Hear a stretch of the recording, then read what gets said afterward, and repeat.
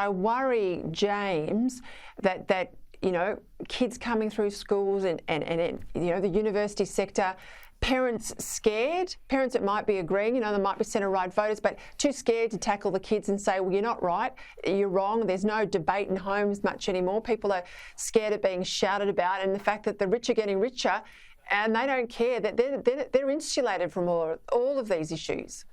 Well, look, there's an awful lot of things to unpack here. I thought Greg Sheridan's commentary was pretty much spot on the money, as you said. What I think is really interesting here is we're seeing a couple of things. Number one, the rise of a kind of a left-wing populism, and I think you see that very clearly with the Teals, a posh, I call them the Puritans with the Proseccos out there in those Teal seats out there, who have a very sort of populist outlook on things, but it's the type of populism that the media approves of, so they don't get called on it, but it's the same sort of colored movement you get around a Trump rally, except it's teal T-shirts.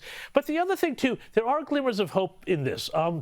I was speaking to Melissa McIntosh earlier, who won the seat of Lindsay with a 1.4% swing to the Liberals on Saturday night. And, you know, this was in Western Sydney. She's very clear that Western Sydney is where it's at for the Liberals, that you know, all of these families, aspirational families, the heart of the Menzies idea and tradition, you know, really doesn't sit in those blue ribbon seats anymore. It sits out there, and there's a real proof point in how she ran a campaign that was very hyper-local, very much about bringing home things that they needed, but getting the government out of people's lives at the same time.